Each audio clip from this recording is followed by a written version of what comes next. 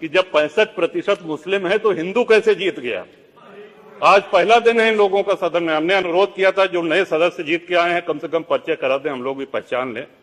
हमारा कोई परिचय नहीं है रामवीर जी से, लेकिन वो निर्वाचित सदस्य हो चुके हैं, सदन के सम्मानित सदस्य हैं, उनका इस तरह से अपमान करना, उनको लुटेरा कहना, ये तो आपत्तिजनक है। और सर्वे हम बोल ले तो आप बोले।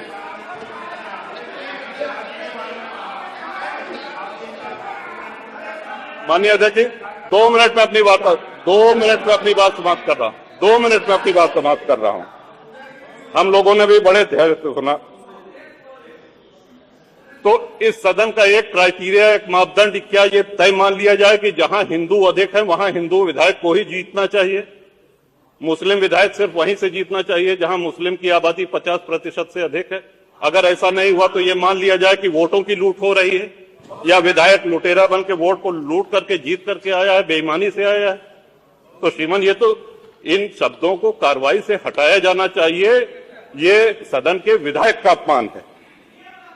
और एक बात और कही गई कि सर्वे शांतिपूर्ण चल रहा था। एक हिंदू होने के नाते, एक सनातनी होने के नाते माननीय अध्यक्ष जी, हम तो ये कहते हैं कि न्यायालय किसी भी मंदिर पर सर्वे का अगर कोई आदेश करती है तो मैं नहीं समझता कि किसी भी सनातनी, किसी भी हिंदू को कोई आपत्ति होगी। हमने किसी के धर्मस्थल तोड़ के अपने धर्मस्थल नहीं बनाए हैं। करें जहां करना हो सर्वे करें। हम कभी गुम्मा अद्धा नहीं चलाएंगे, हम पत्थरबाजी, हम न्यायालय के निर्णय का सम्मान करेंगे।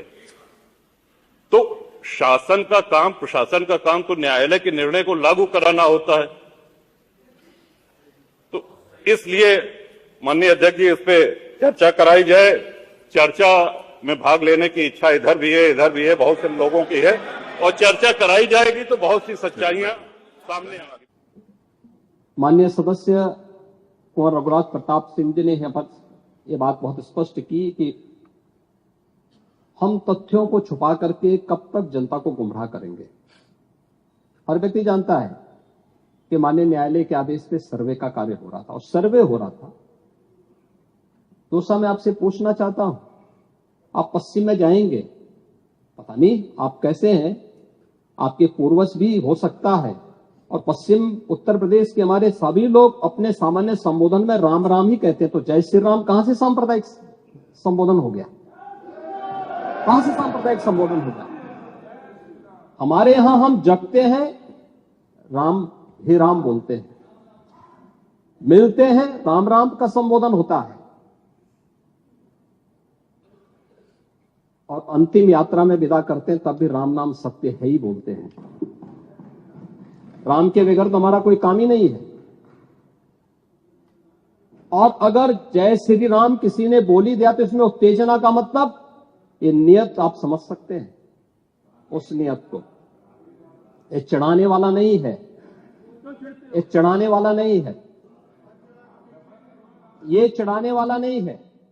एक दूसरा, आपने कुंदरकी की जीत को वोट की लूट बताया।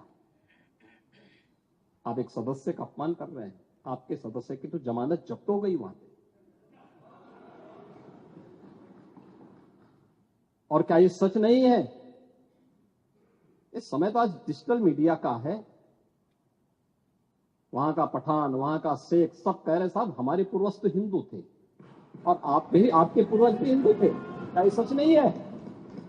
और क्या ये सच नहीं है कि देशी और विदेशी मुसलमानों की आपसी भिड़ंत है जो वर्षों की लड़ाई को लेकर के वहां चल रहा है?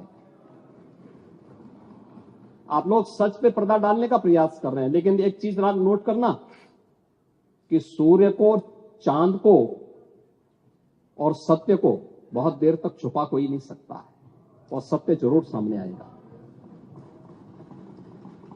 और उसी सत्य के बारे में कहा जा रहा है। नेता प्रतिपक्ष कह रहे थे कि वहां की स्थिति ऐसी है कि अगर मंदिर आ भी जाएगा, मंदिर बन जाएगा। मैं कहता हूं, ये तो बाबरनामा भी कहता है कि हर मंदिर को तोड़ करके एक ढांचा खड़ा किया गया। आप तो एक श्रेष्ठ ब्राह्मण कुल में आपने जन्म लिया है। आप तो भारत के पुराणों की परंपरा पर विश्वास करते हैं। हमारा पुराण भी इस बात को कहता है कि भगवान विष्णु, श्री हरि विष्णु का 10वां अवतार संबल में ही होगा, उसी संबल में होगा।